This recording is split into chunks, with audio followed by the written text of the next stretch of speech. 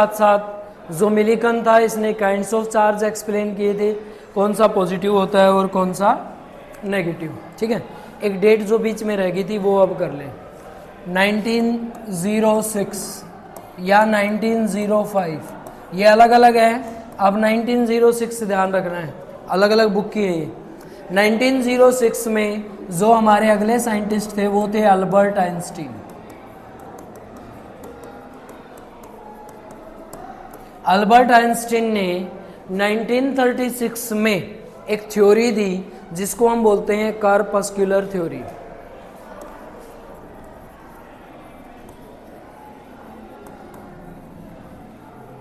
Corpuscular theory के according किन्हीं भी वेव को और जो पार्टिकल मूव करते हुए मिले थे वो दोनों, ये कहा कि एक पार्टिकल की अपनी वेव होती है। ये तो पार्टिकल है और इस पार्टिकल से जो एनर्जी निकलेगी वो किसकी फॉर्म में निकलेगी? रे की फॉर्म में निकलेगी। दोनों के नेचर को एक्सप्लेन करने का काम किसने किया था? Albert Einstein. इसने इससे एक थ्योरी दी थी, डेल ई इज इक्वल टू किसके बराबर था? एम सी स्क्वायर के बराबर। एम क्या है यहाँ पे? उस पार्टिकल का मास है, और सी क्या है? जो ये रे ऑफ लाइट जा रही है इसकी स्पीड है। हालांकि इस स्पीड को वैल्यू किसने दी थी? c is equal to 3 into में 10 की power 8 metre per second is given by C V Raman. इसका मेरे को ना सन याद नहीं है, पर ये 1930 के बाद का है। 1930 के बाद में इसको मिला था। कब मिला था पता नहीं। और फर्स्ट इंडियन भी है जिसको कौन सा प्राइज दिया गया था? नोबेल प्राइज से इसको नवाजा गया था भाई। ठीक है, इसी थ्योरी के लिए, कॉर्पस्कुलर थ्योरी के लिए 1906 में अल्बर्ट आइंस्टीन को भी क्या दिया गया था? नोबेल प्राइज दिया गया था। ठीक है, क्वेश्चन ये भी आता है अल्बर्ट आइंस्टीन को कब नोबेल प्राइज दिया गया था, तो भी ध्यान रखना है। ये भी आता है किसके लिए दिया गया था, तो ये भी आपको ध्यान रखना है। इस थ्योरी की जो वैल्यू रहती है ये भी आपने ध्यान रखनी है। कई बार कॉर्पस्कुलर थ्योरी लिखा रहता है, कई बार del is equal to M C square रहता है। ठीक है, तो आपने ये ध्यान रखना है। इसमें जो सी की वैल्यू है वो किसने डिफाइन की थी? सी वी रमन ने। तो ध्यान दो, इसमें मास भी पार्टिकल का यूज कर रखा है और स्पीड भी यूज कर रखी है। उसको बंद कर दिया। ठीक है भाई, ये सारी चीजें मिलके जो थ्योरी बनाती है ना, इसको हम अल्बर्ट आइंस्टीन थ्योरी बोलते हैं। और यहां से दो चीजें मिल गई, पार्टिकल तो मैटर मिल गया, और रे ऑफ लाइट क्या है? रेडिएशन है। तो रेडिएशन और पार्टिकल दोनों थ्योरी एक साथ काम करते हैं, ऐसा हम अब आगे पढ़ने वाले हैं। ठीक है, अल्बर्ट आइंस्टीन को न्यू फिजिक्स का फादर भी बोला जाता है।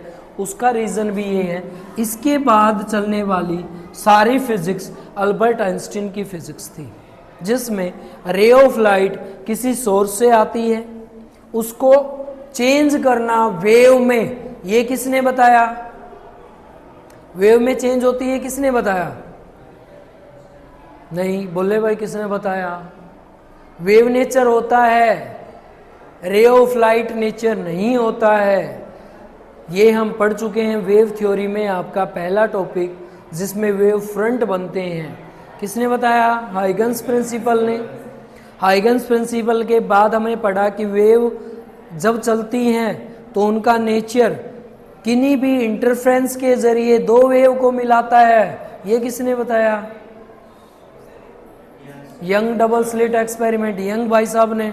फिर उसके बाद जो रेडिएशंस होती है, मीन्स जो वेव होती हैं, वो वेव एक ऐसी फॉर्म में ट्रांसफ़र होती हैं जहाँ पे डिफ्रैक्शन में हम उनको चेंज कर सकते हैं, किसी भी एजिज के ऊपर डाल के या किसी भी शैडो को नेग्लेक्ट करके। ये किसने बताया था? ये सिंगल स्लिट के अंदर पता चला था। उसका नाम नहीं है सिंगल स्लिट। सिंगल स्लिट तो एक्सपेरिमेंट है, जैसे यंग तो कोई नाम था, इसका नाम पता नहीं क्या था, पर उसने एक एक्सपेरिमेंट दिया था जिससे हमें पता था। तो पूरी थ्योरी इस पे डिपेंड नहीं होगी वेव के ऊपर। रे से वेव, वेव से वेव फ्रंट, वेव फ्रंट से इंटरफ्रेंस, इंटरफ्रेंस से डिफ्रैक्शन, डिफ्रैक्शन से पोलराइजेशन। तो सारी की सारी थ्योरी जो थी वो किससे मिली थी हमें?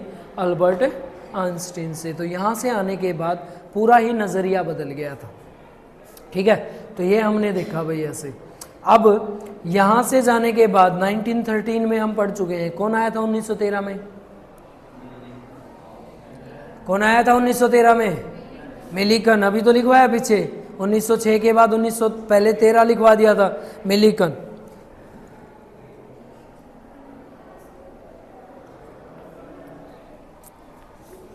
नेक्स्ट है 1917। बड़ी भाई फेमस डेट है ये। इसमें तो बहुत कुछ कुछ हुआ इंडिया में, तो पता नहीं क्या क्या हो गया था 1917 में। तो ये लगा लो कि अच्छी खासी अंग्रेज़ों के विरुद्ध भाई बगावत स्टार्ट हो गई थी 1917 में। जो असहयोग आंदोलन 1919 में स्टार्ट हुआ था, उसके लिए एक्ट स्टार्ट हो गए थे 1917 में। रेगुलेटिंग एक्ट भी जो था उसके लिए भी जो मीटिंग वगैरह थी वो स्टार्ट कर दी गई थी। और 1917 में कोई अंग्रेज़ था जो इंडिया में आया था और इंडिया की साइड से उसने नेतृत्व किया था, नाम मेरे को उसका ध्यान नहीं है, तो वो भी 1917 में हुआ था। ठीक है, और जो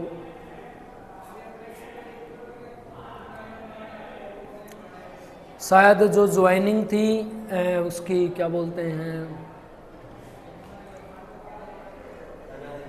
आज़ाद हिंद फौज की जो थी, मतलब ज्वाइनिंग जो स्टार्ट हो गई थी वो भी 1917 में स्टार्ट कर दी गई थी। 1937 और 38 में इसको सुभाष चंद्र बोस के नेतृत्व में डाल दिया गया था। ठीक है, तो काफ़ी फेमस डेट है ये। इसका फिजिक्स में क्या फेमस है? तो फिजिक्स में इस दिन एक एक्सपेरिमेंट नॉमिनेट किया गया था नोबेलाइज के लिए, जिसमें एक पूरी थ्योरी पढ़ी गई थी। वो थ्योरी क्या थी? मान लो ये वो पार्टिकल है जो हम पढ़ रहे हैं अभी तक, जो रेडिएशन देता है। तो रेडिएशन कहाँ से देगा? वो न्यूक्लियस से। तो हर पार्टिकल का अपना एक क्या होता है? न्यूक्लियस होता है। ठीक है, इस न्यूक्लियस के ऊपर एक चार्ज पाया गया, जो चार्ज किससे रिप्रेजेंट करते हैं? पॉजिटिव से रिप्रेजेंट करते हैं। और इस चार्ज को नाम दिया गया प्रोटॉन। क्या दिया गया? प्रोटॉन।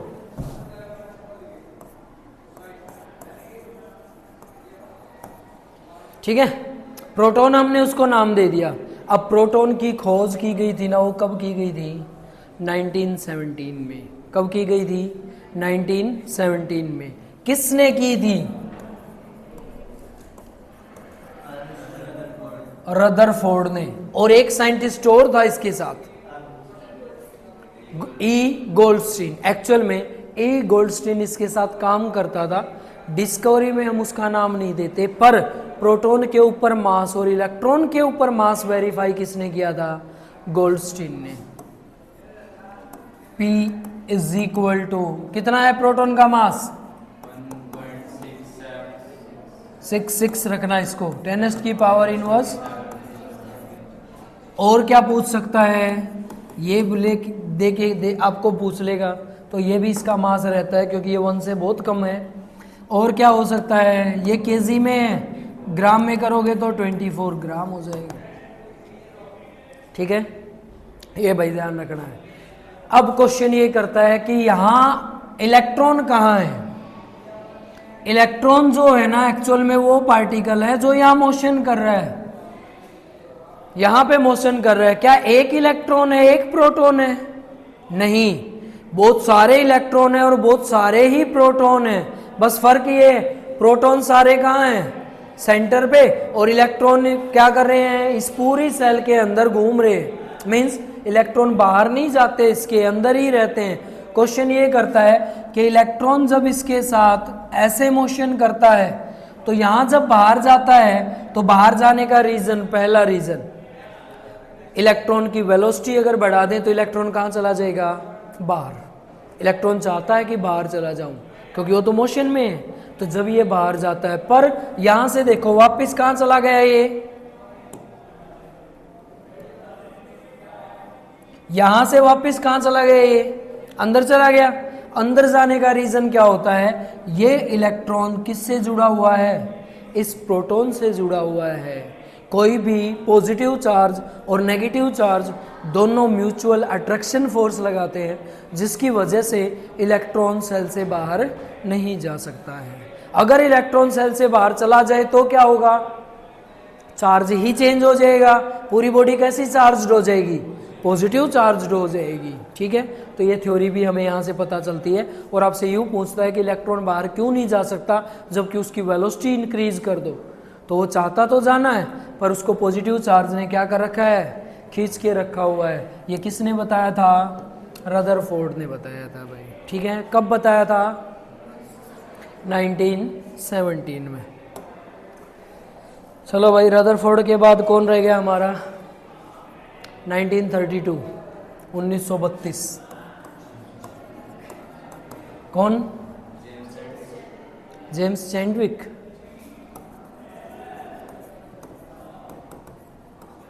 क्या खोज की थी इसने? पूरी थ्योरी पढ़ेंगे अब। न्यूट्रॉन कहाँ होता है? न्यूक्लियस के पास। न्यूट्रॉन को कैसे लिखते हैं? N पॉजिटिव नेगेटिव पर पॉजिटिव नेगेटिव। पहली बात तो बोलो, इसके ऊपर चार्ज कितना होता है और नेट चार्ज कितना होता है? नेट चार्ज भी जीरो होगा और वो चार्ज भी जीरो होगा। फिर फर्क क्या हुआ नेट चार्ज में और चार्ज में? नेट चार्ज 1 होता होगा भाई। पहली बात तो यहाँ गुंजाइश नहीं है कुछ भी होने हुआने की, क्योंकि ये पहले से ही डिस्क्राइब है, हमने तो कुछ नया करना नहीं है। तो होगा नहीं होगा तो है नहीं, पता है कि नहीं पता है, ये है बस। ठीक है, और नहीं पता है तो भाई फिर आप ये गलत कर रहे हो, क्योंकि ये चीज़ें भी मैं फर्स्ट यूनिट में इलेक्ट्रिसिटी में बहुत अच्छे से आप लोगों को करवाई है। करें रिवाइज। देखें, एक वर्ड यूज किया जाता है नेट चार्ज। नेट चार्ज का मतलब होता है दो चार्ज का सम करना, और क्वांटाइजेशन इक्वेशन के अकॉर्डिंग दो डिफरेंट चार्जेस का सम हमेशा किसके बराबर होता है? जीरो के। लेकिन चार्ज तो क्या है? Form of energy. क्या एनर्जी को डिस्ट्रॉय किया जा सकता है? नहीं, तो फिर जीरो कैसे? इफेक्ट है। Net charge means effect zero हो सकता है। इफेक्ट जीरो तब होता है जब वहां से एनर्जी की फॉर्म निकल चुकी हो। मींस चार्ज के ऊपर कोई भी इफेक्ट जीरो करने का मतलब नेट चार्ज जीरो होता है। चार्ज हमेशा प्रेजेंट रहेंगे, और वो चार्ज कौन से होंगे? एक पॉजिटिव और एक नेगेटिव। क्या न्यूट्रॉन पे चार्ज जीरो होता है? नहीं, न्यूट्रॉन न्यूट्रलाइज होता है। दोनों चार्ज होते हैं, पॉजिटिव भी और नेगेटिव भी। क्या न्यूट्रॉन का नेट चार्ज जीरो होता है? यस, न्यूट्रॉन का नेट चार्ज जो रहेगा वो क्या रहेगा? जीरो रहेगा। तो दोनों के दोनों अलग अलग वर्ड है। नेट चार्ज में तो इक्वेशन लगा रहे हैं जहां हम total adiabatic sum of charge निकाल रहे हैं, और इफेक्ट में तो एनर्जी है। क्या एनर्जी जीरो हो सकती है? पॉसिबल ही नहीं है। ठीक है, तो ये ध्यान रखना, यहां से न्यूट्रॉन की ये कंडीशन पता चलती है। न्यूट्रॉन पॉजिटिव नेगेटिव, ठीक है, नेट चार्ज जीरो, तो लिखेंगे यहाँ पे नेट चार्ज इसका क्या रहेगा? जीरो। ठीक है, तो खाली चार्ज कोई पूछे और नेट चार्ज पूछे तो आप एक्सप्लेन करके बता देना कि भाई ऐसे ऐसे होता है। अगला मास बोले इसका,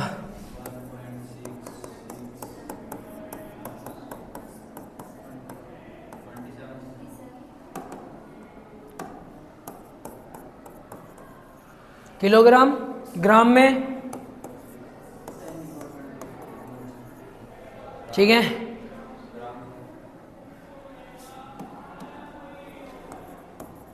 ग्राम में, ठीक है, ये याद रखो, ये याद रखो। किसने इसको बनाया उसका नाम याद रखो। एक और चीज आप लोगों ने याद करनी है, ये जो तीनों थे ना, चैडविक था, रदरफोर्ड था और जे थॉमसन थे, ये तीनों एक्चुअल में एक दूसरे से रिलेटेड है। हाँ, एक दूसरे के ये टीचर और स्टूडेंट रहे हैं। ये जो था ना चैडविक, इसके गुरुजी कौन थे? रदरफोर्ड, और रदरफोर्ड के गुरुजी कौन थे?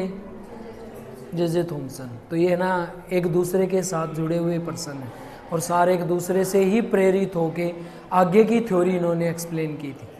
ठीक है, अब देखें, इसने बता दिया कि एक है ना छोटा सा पार्टिकल, ये छोटा सा पार्टिकल, ठीक है, इस छोटे से पार्टिकल के अंदर क्या क्या भरा पड़ा है, इलेक्ट्रॉन, प्रोटॉन, न्यूट्रॉन। इनका मानना इतना ही था कि यहाँ पे प्रोटॉन है P पॉजिटिव, न्यूट्रॉन है पॉजिटिव नेगेटिव, और यहाँ कहीं इलेक्ट्रॉन है अंदर ही, इसके बाहर नहीं है। ये सेल से बाहर नहीं आ सकते इलेक्ट्रॉन, सेल से बाहर लेके आने पड़ते हैं, अपने आप नहीं आएंगे। कोई बोले ना कि सेल से बाहर इलेक्ट्रॉन जा रहे हैं, मीन्स एक्स्ट्रा एनर्जी हमने इसको दी है बाहर निकालने के लिए, अपने आप नहीं जाएंगे। ये रहता है हमारे पास। ये एक पार्टिकल का साइज है, एक छोटा सा पार्टिकल। अब छोटे से पार्टिकल में वो तो बोल रहे थे कि पार्टिकल किससे मिलके बनता है, वेव से मिलके बनता है, रे से मिलके बनता है। यहाँ तो पता चला उसमें तो इलेक्ट्रॉन, प्रोटॉन, न्यूट्रॉन है। और एक पार्टिकल है, उस पार्टिकल से भी छोटे हैं, क्योंकि उसी पार्टिकल के अंदर तो है ही है। तो इसका मतलब तो पार्टिकल किन्हीं और चीज़ों से भी मिलके बना हुआ है, और भी छोटी छोटी चीज़ें इसमें हैं।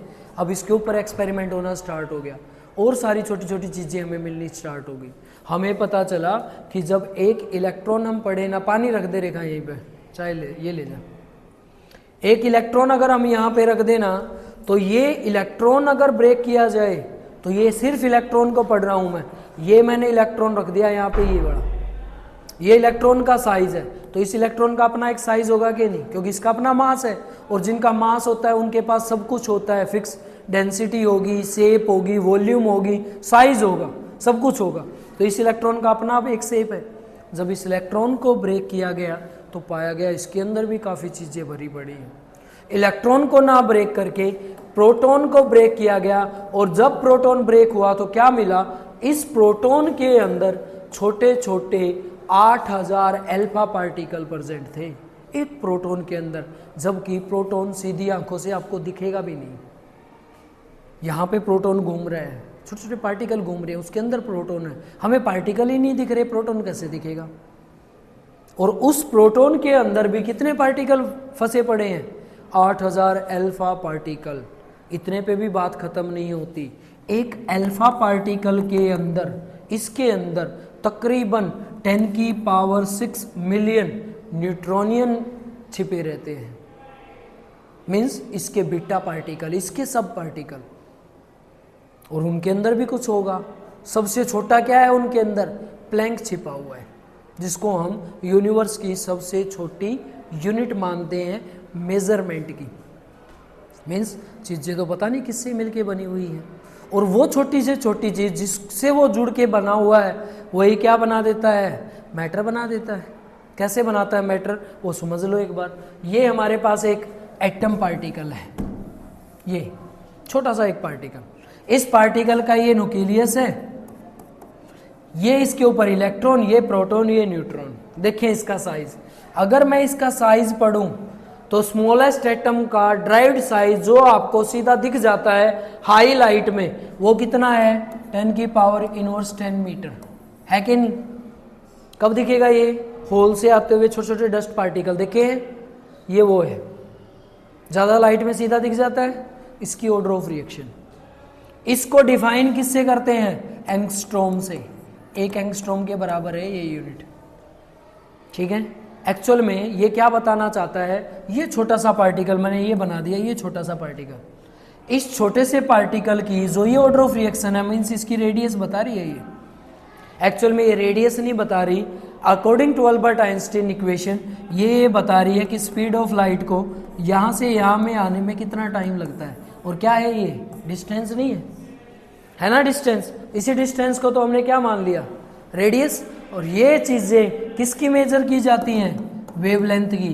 क्या ये यूनिट वेवलेंथ मापने की यूनिट है, एक छोटी यूनिट जो क्या मापती है, वेवलेंथ। +1 में कॉन्सेप्ट ऑफ डिस्टेंस में मैंने आपको ये करवा रखा है, ठीक है।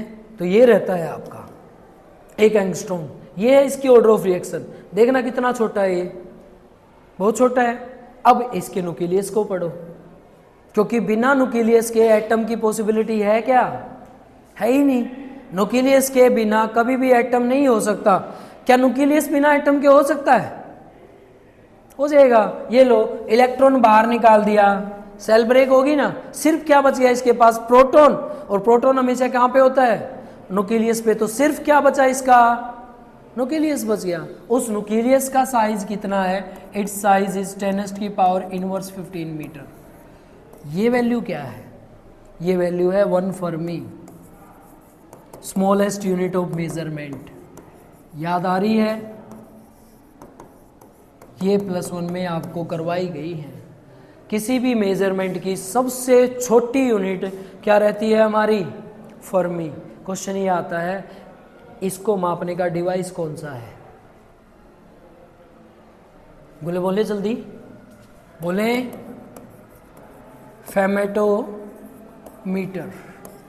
फर्मी को मेजर करने वाला डिवाइस कौन सा रहता है? फेमेटोमीटर। ये रहता है भाई आपका। अब देखो बेटा, पहले न्यूक्लियस बनेगा और न्यूक्लियस, इतने छोटे से न्यूक्लियस को बनाने के लिए ज़्यादा एनर्जी चाहिए कि कम? मैं आपको दूं ये ऑर्डर ऑफ रिएक्शन का न्यूक्लियस, एक एटम, और बोलूँ इसको तोड़ो, आप हथौड़े से तोड़ो, इसको चाकू से काटो, क्या पॉसिबल है? क्यों पॉसिबल नहीं है? क्योंकि इसके पास क्या है? अलॉट्स एनर्जी है। इतनी एनर्जी है कि हम इसको ब्रेक ही नहीं कर सकते।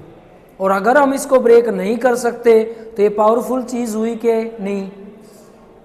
और यही पावरफुल एटम हमारा क्या बना देता है? मॉलिक्यूल। वो मॉलिक्यूल क्या बना देते हैं? कंपाउंड। कंपाउंड क्या बना देते हैं? सब्सटेंस क्या बना देता है? मैटर। बन गए ना मैटर के मैटर। किन्हीं भी छोटे से पार्टिकल की आप यूनिट को समझे। अब एक मैटर रखा है, एक छोटा पार्टिकल, मैं बोलूँ दोनों को ब्रेक करो, कौन सा इजी ब्रेक होगा? मैटर, जबकि वो है अपने आप में बड़ा। बिग बैंग थ्योरी के अकॉर्डिंग जब जॉर्ज लेमतेरे ने देखा कि पत्थर का टुकड़ा कहीं गिरा है तो उसने सोचा कि पूरा जो यूनिवर्स है वो बड़े बड़े पत्थर के टुकड़ों से मिलके बना हुआ है, चारों तरफ हैं वो हमारे, और वो पत्थर के टुकड़े इस यूनिवर्स की सबसे बड़ी यूनिट है। जबकि अब तक पहुंचते पहुंचते अल्बर्ट आइंस्टीन तक हमें पता चला वो पत्थर तो बहुत छोटे हैं, उनसे बड़े तो वो पार्टिकल है जो उन पत्थर को बनाने का काम करते हैं। और पार्टिकल किससे बनते हैं? कॉर्पस्कुलर थ्योरी से बनते हैं, एनर्जी से बनते हैं। क्योंकि एटम तो मात्र एक संरचना है जिसके अंदर क्या है? एनर्जी भरी पड़ी है। किस फॉर्म में? Electron, proton, neutron. ठीक है, यही आपकी माइंड की थ्योरी है। आपके अंदर भी एनर्जी जनरेट, माइंड जो है ना वो फुल्ली एनर्जी है सिर्फ, इसीलिए बोलते हैं कि वो 80% तो लिक्विड है, वाटर है, 80% वो वाटर आपकी एक एनर्जी है जो वाटर रेगुलर मोशन करता रहता है। उस मोशन को आपने सिर्फ कंसंट्रेट करना होता है। अगर उसकी कंसंट्रेशन बेस्ट है तो आप इसी साइंस को रिलीजन में आप ले जा सकते हो। पीछे जो धार्मिक ग्रंथ आपको पढ़ाए गए हैं उनमें वही साइंस है। करे कंपेयर, जैसे कि आज की थ्योरी, पहले अर्जुन को श्री कृष्ण ने गीता का उपदेश दिया और किसी को दिखाई दिया? उस टाइम पे भगवान श्री कृष्ण किसी और को दिखाई दिए? नहीं दिखाई दिए। एक पर्सन को दिखाई दिए थे जिन्होंने पूरी महाभारत का ब्यौरा घर बैठे बैठे उसके पिता को, दुर्योधन के पिता को सुनाया था। संजय नाम था उसका, अगर किसी ने देखा हो तो। एक पर्सन था जो घर बैठे बैठे पूरा ब्यौरा उसको दिखा रहा था। वो ब्यौरा क्या बता रहा था? घर बैठे बैठे कुरुक्षेत्र की लड़ाई को हस्तिनापुर में, दिल्ली में बता रहा था कि भाई वहाँ लड़ाई ऐसे ऐसे हो रही है, आज ये मर गया, आज ये हुआ है, वो हुआ है। ये कैसे पॉसिबल है? उस थ्योरी को आज की थ्योरी में चेंज करो। अभी यूक्रेन का युद्ध चला हुआ है, वो गोले फेंक रहे हैं, ये फेंक रहे हैं, शाम को आप सबको सब दिखाई देते हैं घर पे। आपने टीवी ऑन किया, सारी चीज़ें दिख रही हैं कि नहीं? ये वही थ्योरी है बस। वहाँ पे इमेजिनेशन इतनी ज़्यादा थी, माइंड को कंट्रोल करके वो खुद से उससे रिलेट करवा के उन चीज़ों को देख रहे थे। आजकल हमने उसी माइंड का यूज़ करके ये बना लिया, इसमें अब उन चीज़ों को देख रहे हैं। सभी की सभी थ्योरी इन बैलेंस हैं, सभी बैलेंस हैं, एक दूसरे से रिलेटेड है। बस फर्क किस में आ गया है? उन जो आपके माइंड में पार्टिकल मोशन कर रहे हैं उन पार्टिकल की वेव थ्योरी को बैलेंस करने में आ गया। जिन्होंने बैलेंस कर लिया उनका अच्छा चलता है। जैसे कि आपके घर पे आपने कभी देखा हो, मम्मी पापा या भी कभी भी आपको कभी चोट वगैरह लग जाए ना तो बोलेंगे आज मेरे को पता था तेरे को चोट लगने वाली है। ऐसा नहीं बोलते कि आज तुम गिरने वाले थे, मेरे को पहले ही पता था। मेरी मम्मी मेरे को पहले ही बता देती है। एक दिन मैं बाइक से गिर गया और मैंने बताया नहीं घर पे, और मैं कहीं फ्रेंड के पास चला गया, 2-3 दिन रुका मैं वहाँ पे। तो रात को मेरी मम्मी का फ़ोन आया, बोली कि अभी घर आ जा। मैंने कहा क्यों? बोली ना तू घर आ जा, मेरा मन है ना थोड़ा सा अजीब सा हो रहा है। तो फिर मैं घर आया तो उन्होंने बता दिया था कि मेरे को दिन में ही ऐसे ही महसूस होना शुरू हो गया था कि कुछ गलत हुआ है। मीन्स वो कंसंट्रेशन, एक लिंक होता है जो माइंड से कनेक्ट रहता है, जो ऑब्जर्वेशन देता है। आपको हिचकियाँ आती हैं, आप फट से बोलते हो कोई याद कर रहा है। अब ये क्या रिलेशन है? ये भी एक पहले की थ्योरी थी जिसको थ्योरी से जोड़ा जाता है बस।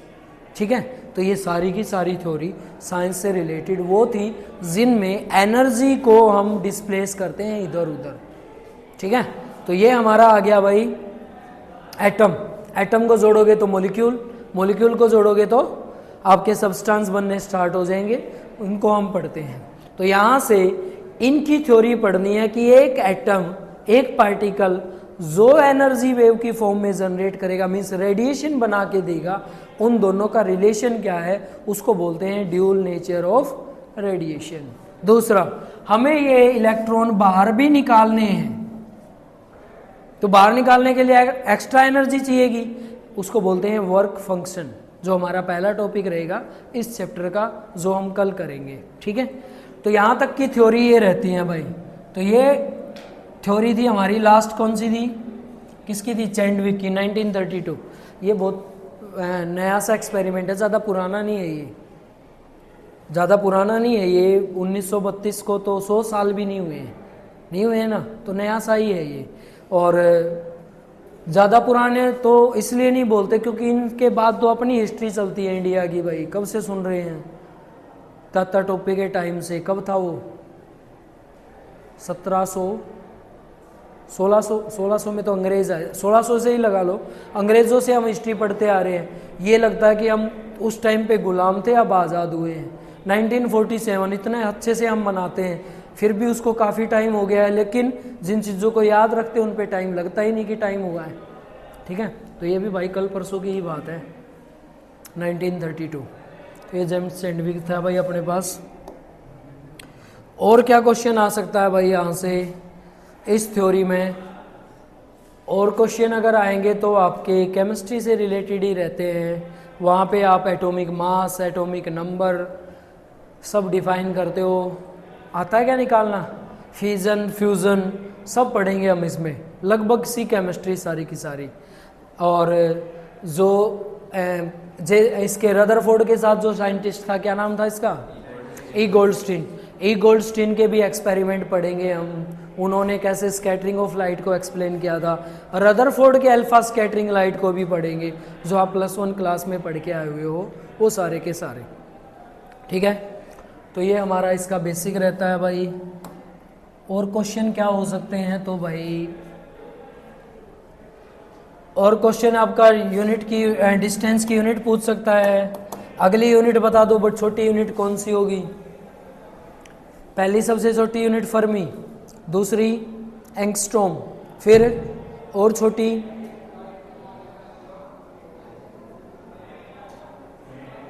पिकोमीटर, 10⁻⁻12, फिर 10⁻⁹, फिर माइक्रोमीटर। क्वेश्चन ये आएगा माइक्रोमीटर को मापने की यूनिट क्या है, मीन्स डिवाइस, माइक्रोन, याद रखना। माइक्रोमीटर, mm को मापने के लिए जो डिवाइस यूज़ किया जाता है उसका नाम है माइक्रोन। ठीक है, उसको माइक्रोन मीटर बोलते हैं। फिर सेंटीमीटर, मीटर, मीटर के बाद किलोमीटर, किलोमीटर के बाद माइल्स, मील जिसको हम बोलते हैं। कोई बताएगा माइल्स की यूनिट क्या, कितने किलोमीटर के बराबर होती है? हैं? 1 माइल कन्वर्ट इनटू किलोमीटर,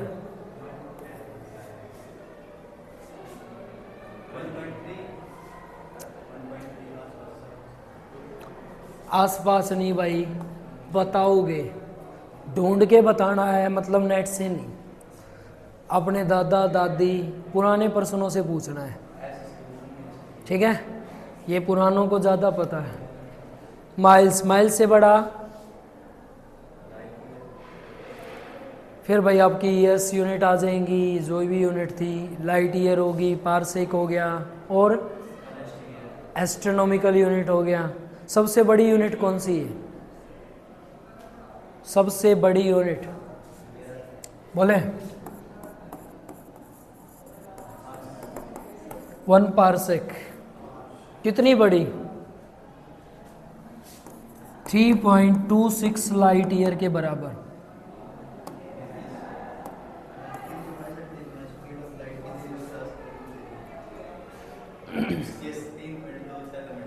ठीक है, एक पारसेक कितनी बड़ी होती है भाई? पारसेक की एग्जैक्ट यूनिट है 3.08 इंटू 10⁻16 मीटर। ठीक है, इससे छोटी यूनिट लाइट ईयर, इनसे छोटी यूनिट एस्ट्रोनॉमिकल यूनिट। ठीक है भाई, एस्ट्रोनॉमिकल यूनिट क्या है? Distance between earth to moon, earth to sun. ठीक है, अर्थ टू सन। सन से अर्थ पे आने वाली लाइट का टाइम पीरियड कितना है? 8 मिनट। मून से अर्थ सन से मून पे टाइम मून से अर्थ पे आने का टाइमिंग कितना है लाइट का? 63 second. 1 minute 3 second. 1 minute 3 second और किसका टाइमिंग है? वंदे मातरम राष्ट्रीय गीत जो है आपका, उसका टाइमिंग है। ठीक है, 63 सेकेंड।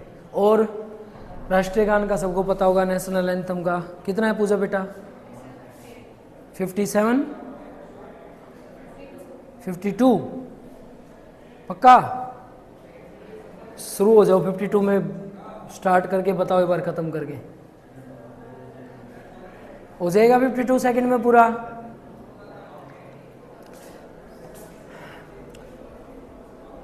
अगर है?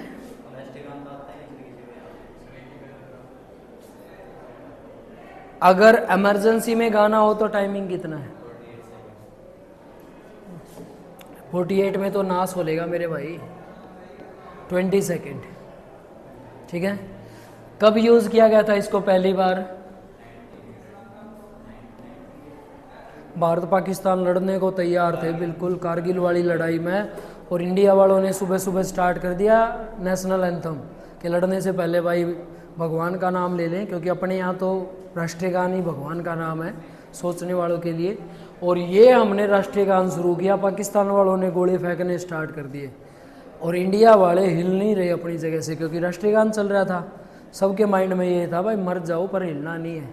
तब अटल बिहारी वाजपेयी थे वहीं पे, उन्होंने ऑर्डर दिया था कि राष्ट्रीय गान को रैपिडली ख़त्म किया जाए, और 20 सेकंड में ख़त्म किया गया था। जब ये 20 सेकंड में ख़त्म हुआ था तब यहाँ से इसको यूनिट दी गई थी कि राष्ट्रीय गान को इमरजेंसी में अगर गाना हो तो सिर्फ 20 सेकंड में ख़त्म किया जा सकता है। ये इमरजेंसी सिर्फ एक टाइम ही लगी है, उसके बाद ये इमरजेंसी कभी नहीं लगी है। ठीक है, तो आप लोग जब भी गाते हो इसको, इमरजेंसी में भाई किसी को चक्कर आने लग जाए ना बीच बीच में, तो ख़त्म कर लेना इसको 20 सेकंड में। ठीक है, अकेले भाग जाना सबसे आगे। तो ये है भाई, तो इसमें हम अपना चैप्टर कल शुरू करेंगे, dual nature of radiation and matter. तो दो चीज़ मिल गई हमने, रेडिएशन तो वेव मिल गई क्या? नहीं, वेव को ही तो रेडिएशन बोलेंगे, क्योंकि एनर्जी की फॉर्म में किसी भी पार्टिकल की वही यूनिट है जो यूनिवर्स को ड्राइव करती है। और अगला है मैटर। मैटर किससे मिलके बना हुआ है? रेडिएशन से मिलके बना हुआ है। अब ये समझ लो, मैटर को बनाने का काम रेडिएशन करती हैं, और मैटर को कोई नहीं बना सकता। ना इसमें मिट्टी लगनी, ना इसमें अंदर कोई भाई और आपने सामान फिट करना है। अगर एनर्जी नहीं होगी तो ये आपके पास बन के तैयार नहीं होगा। ठीक है, तो ये पूरे चैप्टर में हम सीखेंगे किस तरह से ये काम करेगा और किस तरह से हम मैटर को बना सकते हैं। ठीक है, ये सारे सन याद होने चाहिए भाई, एक एक बंदे को एक एक चीज़ याद हो। एक एक डेट है ना आप लोगों के लिए निकाल के लेके आ रखी हैं, तो एक एक डेट याद हो सबको, क्योंकि किसी भी कंपटीशन में ये क्वेश्चन आपको ज़रूर देखने को मिलेंगे। +2 में तो सिर्फ आपको इलेक्ट्रॉन, प्रोटॉन, न्यूट्रॉन देखने को मिलेंगे। किसने खोज की थी ये मिल जाएगा। साल तो बहुत कम पूछा जाता है, पर पूछा जाता है कई सालों के डिफरेंस में, और अब काफ़ी टाइम हो गया पूछे गए। तो क्या पता अब की बार पूछ लें, ठीक है। तो अपने 5-4 भाई ये ईयर भी याद कर लो, काम आ जाए आप लोगों के।